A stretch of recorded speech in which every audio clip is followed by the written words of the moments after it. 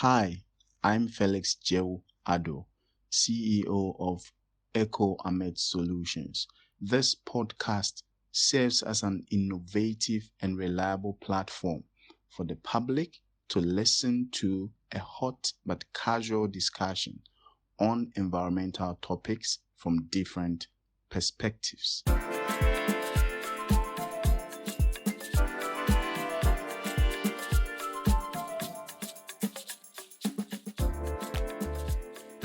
The second season promises to be an interactive and exciting one.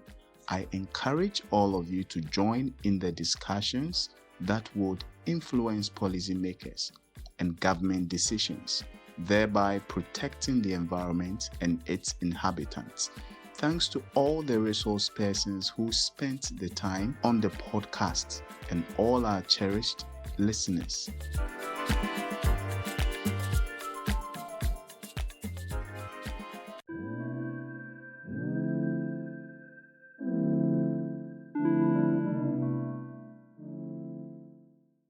Over the few months of season 1, we had quite a wide range of resource persons coming on these platforms to discuss a wide range of environmental issues. One of the issues that stood out throughout all these conversations was that how can we also as individuals make a change in our daily lives? We kicked this podcast off with an episode with Michael Rather talking about Industry 5.0 and industrial upcycling. And we have created the first Industry 5.0 library where you can understand Industry 5.0 at a glance on our website. You can visit our website for more details on this. But simply, Industry 5.0 is a methodology that has been applied in real-life environment to prevent more than 1 million tons of materials and products to become waste. The basics of Industry 5.0 is that waste should not get to its generation stage at all. We can prevent a massive generation of waste by taking a second look at every material that we waste. We also had in-depth conversation with Mr. Nels Boateng, who is the CEO of Nail Plus Ghana, where he's using an innovative solution to prevent plastic waste pollution in Ghana.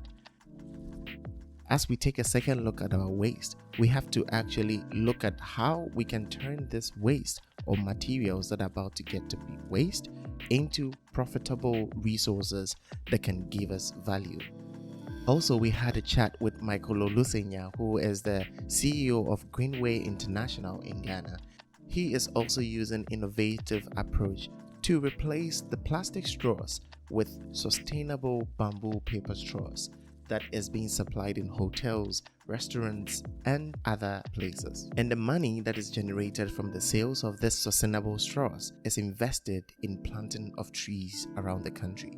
According to Michael, he actually motivated the youth that plastics was made not to pollute the environment, but is the irresponsible activities of human that is causing plastic waste pollution. Too much production, too much consumption, and littering.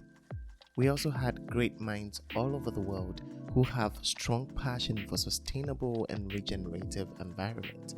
Also in our research stories, we had a wide range of conversations from the implementation of renewable energy systems in developing nations to the use of remote sensing to predict temperature and soil moisture changes, even to biodiversity and how human activities are negatively affecting nature.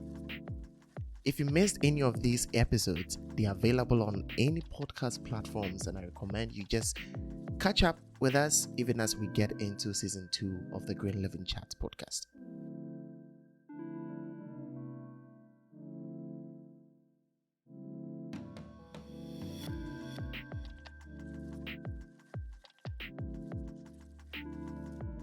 In moving forward, how do we make a change? From our research stories, we realize that there is a wide gap between research and the industry. Day in, day out, there are PhD students, master students, bachelor students coming out of universities graduating with exceptional research results which are still lying down in school libraries and the desk of professors without any implementation. But if we invest in a lot of scholarships and money into researching, why can't we bridge the gap between how these research results can be implemented in real life? Because researchers are telling us a story that it is very obvious that human activities in the industrial level are affecting the environment and causing climate change and impacting nature negatively. But how come we are not paying attention to this? These are the conversations that we want to get more into and to indicate our audience to add their voice in encouraging the government to make policies that are based on research. But how far is too far? Because it's not just the industries that are polluting. If the industries produce, we consume. What can we do to make a change as well? Are we still in time to save our planet? What will happen if we continue to consume and also to produce at this pace? Well, plastics are not the source of the problem, is it? What about food waste? It's been proven that huge amounts of food waste are generated each and every day, and this contributes to excessive greenhouse gases if not treated well. But how about technology? Can we use technology to solve the world's environmental issues? What about the numerous materials that are used in packaging? What about the huge amount of fossil fuels that are burned each and every day for our cars, homes, and everyday utility? What about the large farms of animals that are reared for meat consumption? Well, what about the people who want to consume sustainable products but they're so expensive? What about the huge amount of water we used in producing the things that we use every day? Have you thought about the amount of water we waste in the washrooms just for one flash?